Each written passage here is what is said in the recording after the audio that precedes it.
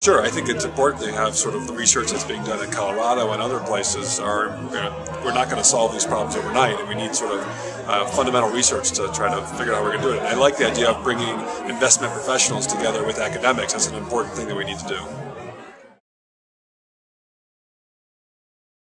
Well, I think the main part is being with practitioners is a big deal, and so it's better than having academics just talk to themselves. They ask a lot of good questions, practical questions, and I think that sort of mix is what we're going to need to do if we're going to have good policies. I was hoping that we could cover the efforts underway to improve the financial system, improve the regulatory apparatus around financial institutions.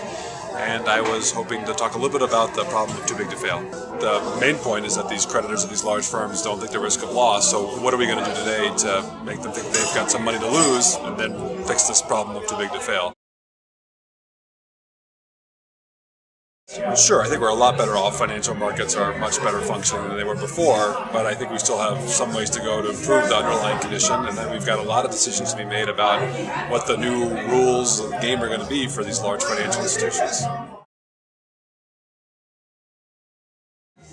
Sure, I think the first lesson is that we can't have these firms where the creditors of the firm think they're going to get protected. I think there was not agreement that that was a big problem. I think everyone agrees now that that's a big problem. I think the other thing we learned is that we have to be better prepared if these firms do get in trouble to think about what we're going to do to the creditors of these firms before the fact. So at a minimum, we've learned that we need to be more prepared and that we've got a really serious problem on our hands. Right, I think if we're better prepared, if we have figured out how to put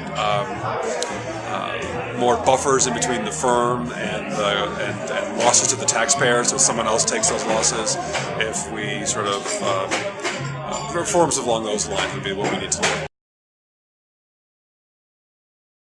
Sure, yeah, well, the TARP part of it, I think if we had not stepped in and tried to figure out how we were going to stop creditors from folks from being essentially what was a panic, I think the economy would have been much worse off than it would be today. So certainly in the financial sector, we needed to do something.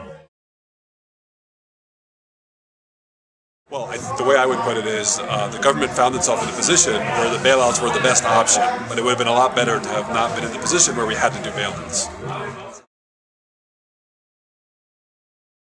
Well, it got reissued, so at least the market test suggests that we sold out of the old copies, and so yeah, I think it's doing better than what I wish it wasn't doing as well, because that's sort of a sign of how bad things are.